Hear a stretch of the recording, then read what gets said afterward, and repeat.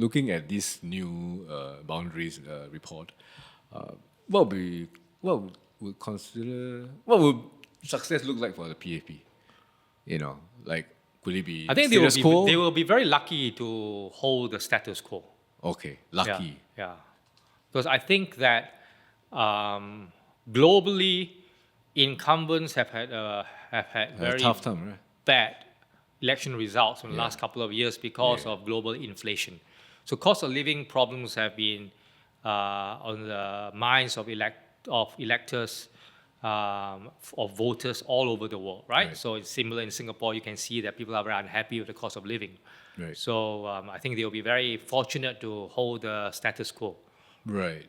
I mean, I do note that the inflation figures are on the down. But it will take spiral. time for people to feel these figures, right? And and inflation doesn't mean that prices are not rising; it just means that it's rising slower. So prices would still remain high. Yeah. I think it would be if GE were to happen last year, it would be very bad, I suppose. Okay.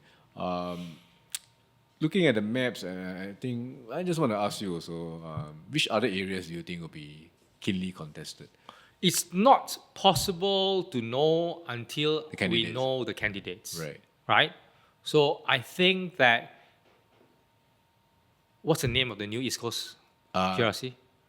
East Coast GRC is East Coast GRC. Is it still East Coast Marine GRC? Parade is now Marine Parade Bradder Heights. Is there still an East Coast GRC? Yes, there's an East Coast GRC. Is that right, Drew?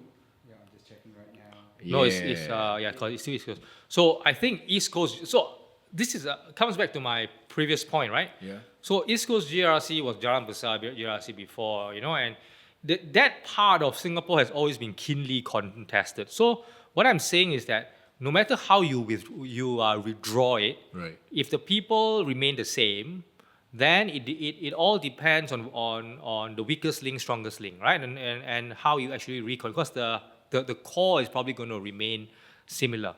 And because the opposition has been walking the East for so many years, I think probably more than a decade. So the Workers' Party has strong grassroots in the East, right? They have strong grassroots, and they have very strong resources in the East. So they've been fanning out across the East for, I think, 15, 20 years now. So no matter how you redraw, because they have so much presence in the East, it's always going to be hotly contested.